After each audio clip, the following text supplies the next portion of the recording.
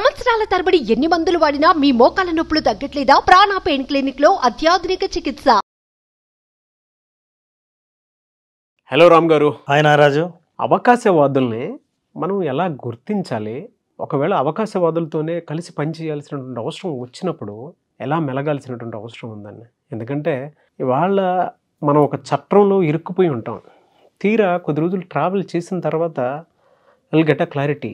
ఓహో, వీడు అవకాశవాది అనేటువంటిది. ఎవరన్నా అడిగితే వాళ్ళు సింపుల్గా ఒక మాట చెప్పేస్తారు మనకి, మోసపోవటం నీ తప్పు కానీ వాళ్ళది ఎందుకు తప్పొద్దు అని చెప్పేసి ఒక మాట అనేసి వెళ్ళిపోతారు. సార్, మనసుకి ఎంత కష్టంగా ఉంటుందని అంటే, నేను ఎంత చేసి ఎదుటిన్నోడి చేత మాట అనిపించుకునేది ఇదే అని చాలా సఫర్ అవుతాము. చాలా కొన్నిసార్లు అయితే బయటపడడానికి కూడా అవకాశం ఉండదు, అవేర్నెస్ ఉండక. ఎలా సార్ అసలు దాన్ని ఎలా గుర్తించాలి మనం? నారాజు, నిజం చెప్పమనా, యాక్చువల్గా ఇట్లాంటి అవకాశవాదుల్ని గుర్తించడం చాలా కష్టం. ఎందుకంటే అసలు అవకాశవాదులు నేర్చుకున్న ఒకే ఒక స్కిల్ ఏంటంటే, ఎప్పటికప్పుడు పరిస్థితులకు అనుగుణంగా వాళ్ళను అడాప్ట్ చేసుకోగలిగిన వాళ్ళ నేచర్ వల్ల వాళ్ళని గుర్తుపట్టడం చాలా కష్టం. అదే వాళ్ళకున్న స్కిల్. అందుకే ఆపర్చునిటీస్ని ఎట్లా మనం గుర్తుపట్టాలి అని అంటున్నప్పుడు కష్టం కాబట్టి, గుర్తుపట్టలేదు కాబట్టి మీరు ఆపర్చునిస్ట్స్కి బలైపోయారు. అవకాశవాదులకు మీరు స్కేప్ గోట్ అయ్యారు, బలిపశువుగా మారారు. అయినా జాగ్రత్తగా ఆలోచిస్తే కొన్ని లక్షణాల ద్వారా ఎవరు అవకాశవాదులు ఎవరు కాదు అని గుర్తించవచ్చు. అయితే మీరు ఎప్పుడైతే నేను అవకాశవాదుల చేతుల్లో బలవుతున్నానని అనుకున్నారో అప్పుడు బయటపడాలని మీరు సిద్ధమైనట్టే అర్థం. అంటే సగం బయటపడినట్టు. నేను పొరపాటు అవతల వాళ్ళ సేఫ్టీ హ్యాండ్స్లో ఉన్నా అనుకున్నానే కానీ అవి బందీఖానా అని ఎప్పుడైతే మీరు తెలుసుకుంటారో అప్పుడు సగం బయటపడినట్టే లెక్క. ఇక ఎలా బయటపడాలి, ఎలా గుర్తించాలి ఇట్లాంటి వాళ్ళను అని అంటే కొన్ని లక్షణాలు. Number 1, inconsistency. వాళ్ళు ఒక ఇదే బిహేవియర్ని కన్సిస్టెంట్గా ఉంచరు. అవసరాన్ని బట్టి, సందర్భాన్ని బట్టి, ప్లేస్ని బట్టి వాళ్ళ ప్రవర్తన మారుతూ ఉంటుంది. ఒకసారి ఒక మాట మాట్లాడిన వాడు అదే మనిషి టక్మని మాట మార్చేస్తాడు. కన్సిస్టెన్సీ ఉండదు. ఏం పర్వాలేదులే అని ఒకసారి అంటే ఏం పర్వాలేదేంటి, ఏంది పర్వాలేదు, సీరియస్గా తీసుకోవాల్సిందే అని ఒకసారి అంటాడు. అదే ఇంతకుముందు ఏం పర్వాలేదని అన్నాడే. సో మనిషి ఎప్పటికప్పుడు అడాప్ట్ అవుతూ ఉండడం వల్ల, ఈ లక్షణం వల్లే వాళ్ళని గుర్తుపట్టడం కష్టం. సందర్భానికి అనుగుణంగా ప్రవర్తించాడేమో అని అనుకునే ప్రవర్తన ఈ ఇన్కన్సిస్టెంట్గా ఉండడం వల్ల అది ఒక లక్షణంగా గుర్తించాలి. ప్రవర్తనలోనే కాదు, ఒక్కోసారి వాళ్ళ మాటలో, వాళ్ళ కమ్యూనికేషన్లో ఒకే విధంగా ఉండరు. రెండవ లక్షణం ఏంటంటే, ఇప్పుడు నేను ఎప్పుడైతే ఒకే రకంగా ఉండరని అన్నానో, మన దృష్టి ఎవరినైనా సరే వీళ్ళని నేను అబ్జర్వ్ చేయాలి అని అనుకున్నప్పుడు ఒక సందర్భాన్ని తీసుకొని, ఈ సందర్భంలో వీళ్ళు ఎలా రెస్పాండ్ అయ్యారు, మళ్ళీ ఇలాంటి సందర్భం వచ్చినప్పుడు అలాగే రెస్పాండ్ అయ్యారా, అలాగే ఆలోచించగలిగారా లేదా అని మీరు అనుకుంటే అప్పుడు తెలుస్తుంది తేడా. అప్పటికి ఇప్పటికి తేడా ఏంటి? ఈ తేడాల్లో కారణం ఏమై ఉంటుందంటే, ఇది రెండో కారణం, సెల్ఫ్ సెంటర్డ్. వాళ్ళు ఏంటంటే స్వార్థపూరితమైన. స్వార్థం అంటే ఏంటి? తన ప్రయోజనం కోసమే ప్రతిసారి తన ప్రవర్తనను సమర్థించుకుంటారు. వాళ్ళకు ప్రయోజనం ఉంటుంది. Self centred. ఈ సెల్ఫ్ సెంటర్డ్ వల్ల మారిన ప్రవర్తనను కూడా సమర్థించుకుంటారు. సో ఇట్లా సమర్థించుకోవడం అనేది రెండో లక్షణం. అంటే సెల్ఫ్ సెంటర్డ్. ఫస్ట్ అసలు స్వార్థం ఉంటుంది వాళ్ళకు.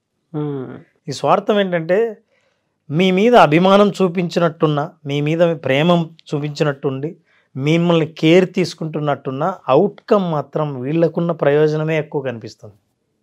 అయితే మీరు ఎక్కడ పొరపాటు పడతారంటే, ప్రేమ, అభిమానము, ప్రేమ, కేర్ వీళ్ళ డబ్బులు వీళ్ళు తినేసినా పర్లేదు, అంటే అవుట్కమ్ వీళ్ళు డబ్బులు తినేస్తారు, కానీ వీళ్ళు మాత్రం బందీఖానాలో ఉంటారు. ఈ రెండు చేతులు పెట్టినట్టు కాపాడినట్టున్న చేతులే కానీ అది పిడికిలు అనే విషయం గుర్తించరు. సో ఈ పిడికిల్లో బందీఖానా సెల్ఫ్ సెంటర్డ్ వాళ్ళ ప్రవర్తన వల్ల అందులో ఇమిడిపోయి చివరికి పూర్తిగా వాళ్ళ మీద ఆధారపడిన పరిస్థితి వచ్చినప్పుడు గుర్తించలేరు. వీళ్ళు అవకాశవాదులా కాదా అని ఆధారపడవలసి వచ్చినప్పుడు, ఎప్పుడైతే అమ్మో ఇది అవకాశవాదులో నేను ఇరుక్కున్నాను, ఇప్పుడు బయటపడాలి అని అనుకున్నారో 50% బయటపడినట్టే లెక్క. ఈ సెల్ఫ్ సెంటర్డ్నెస్ను గుర్తించాలి, వాళ్ళ స్వార్థం ఏంటి అన్నది. మీరు ఇందాక అన్నట్టు 50% బయటపడినట్టు లెక్కనంటే ఫస్ట్ వాళ్ళకి ఆ థాట్ ఖచ్చితంగా క్రియేట్ అవ్వాలి. అవును.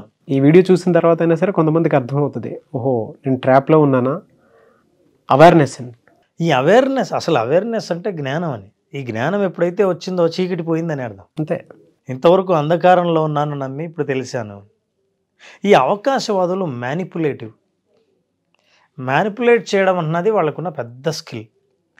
ఈ మ్యానిపులేషన్ అంటే ఏంటంటే ఇందాకే మనం అనుకున్నాం, మీకు ఇచ్చే ఇంప్రెషన్ ఎలా ఉంటుందంటే నా గురించి పట్టించుకునేవాడు ఒకడు ఉన్నాడు, నా గురించి ఆలోచించే వాళ్ళు ఉన్నారు, నేను ఏం చెయ్యాలో ఏం చెయ్యకూడదో చెప్పేవాళ్ళు ఉన్నారు అనేదాన్ని కేర్గా మీరు భావిస్తే వాళ్ళ అవసరంగా వాళ్ళు భావిస్తారు.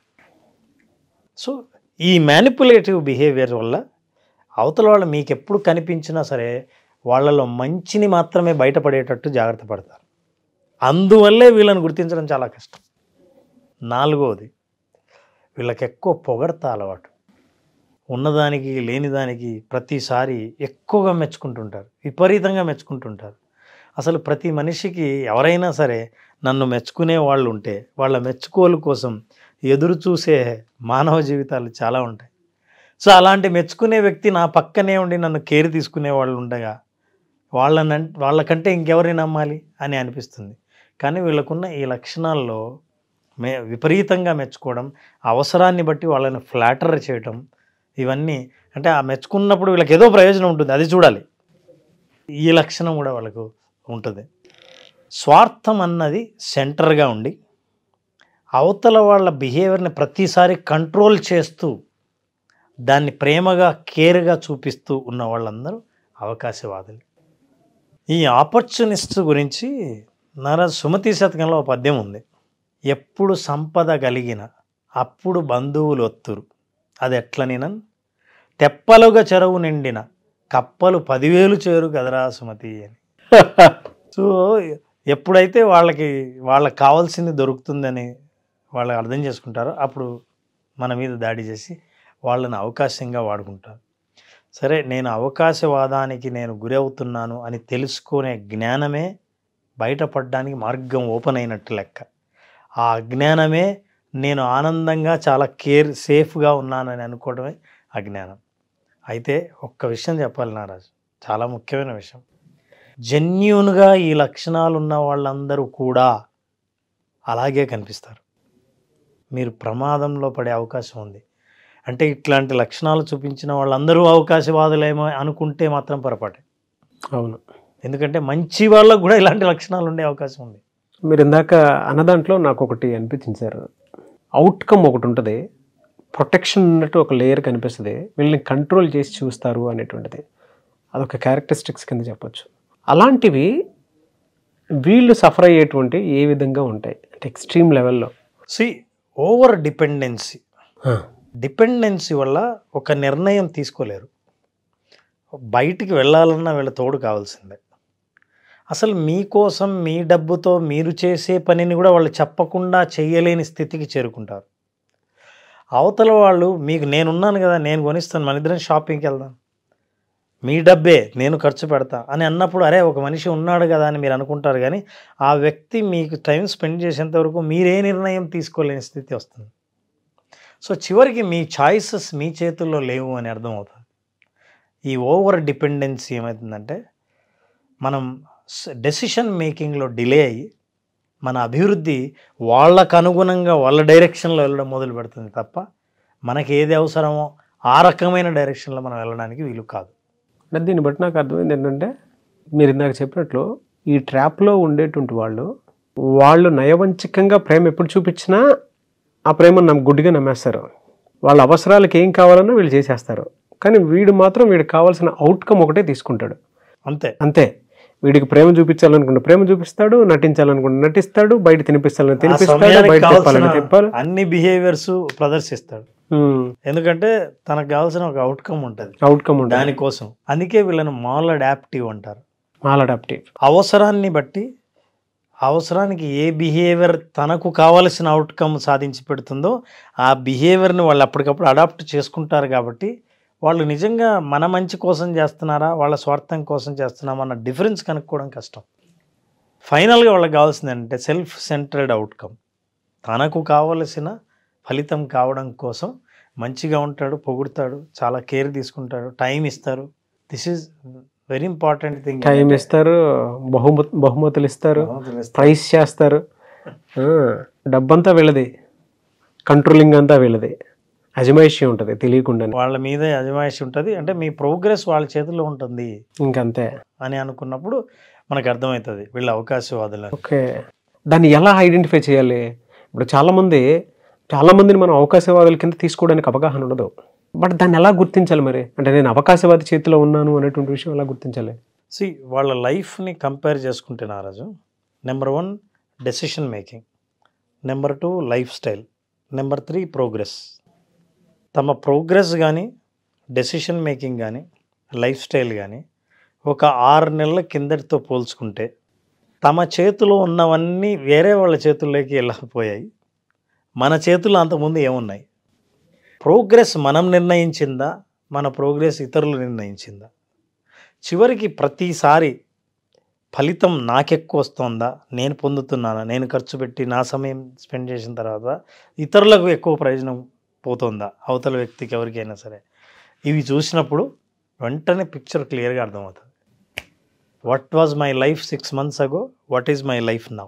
Fantastic and dal get a clarity. మన కామెంట్ బాక్స్లో కూడా పెట్టేస్తారు. Thank you so much Ram గారు. ఒక మంచి అవగాహన కల్పించినటువంటి, అంటే మేము బందీఖానాలో ఉన్నదాన్ని ఒకేసారి క్లియర్ చేశారని చెప్పేసి.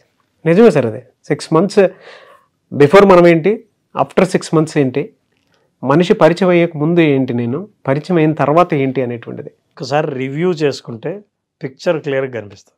మరి ఎట్లా సార్ దీన్ని బయటపడాలి అని అంటే, ఇప్పుడు వాళ్ళైనా ఇన్స్టెంట్గా వదిలించుకోవాలనుకుంటే కూడా వదిలించుకోలేరు కదా. బయటపడాలంటే చాలా సింపుల్ నారాజు.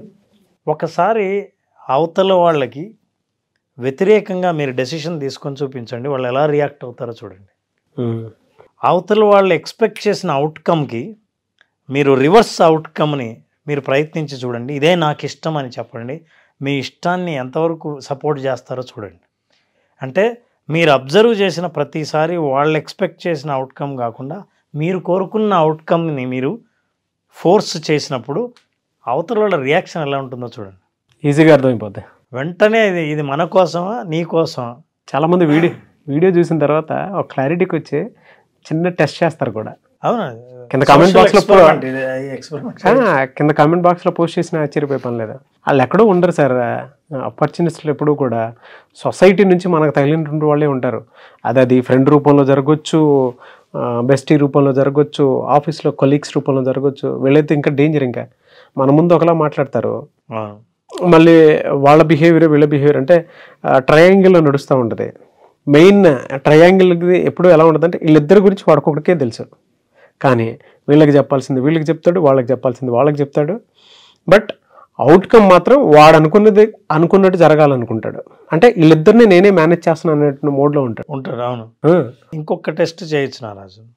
మీరు వీళ్ళు పరిచయం కాకముందు మీకున్న హాబీని ఏదో ఒకటి దాన్ని మర్చిపోయి ఉంటారు. మీరు రెగ్యులర్గా చేస్తున్న విషయాన్ని వదిలేసి ఉంటారు. ఇప్పుడు నేను ఆ పని చేయడంలో బిజీగా ఉన్నా అని చెప్పండి. మిమ్మల్ని ఎంకరేజ్ చేస్తారా, అక్కడి నుంచి డిస్ట్రాక్ట్ చేస్తారా? డిస్ట్రాక్ట్ అనేది అంటే అన్ని ఎక్స్పెక్ట్ చేయలేము. నిజంగా మిమ్మల్ని పాజిటివ్గా ఎంకరేజ్ చేస్తుంటే వెరీ గుడ్ అని, so you are in good hands. But anyways I really appreciate your words అన్న. ఎందుకంటే ప్రతి ఒక్క మనిషికి కావాల్సినటువంటి లైఫ్ స్కిల్ని ఎక్కడో 10 చోట్ల తిరిగేటువంటి దాన్ని మీరు అలా చేతులు తీసుకొచ్చి పెట్టేస్తున్నారు చూసారా. That's a very great thing అండి. What a analysis, what a logic, picture clear. Thank you అన్న. Thank you so much Ram garu. Thank you Naraj. Thank you so much. Suman టీవీలో మీ పర్సనల్ అండ్ బిజినెస్ ప్రమోషన్స్ కోసం కింది నెంబర్కి కాంటాక్ట్ చేయండి.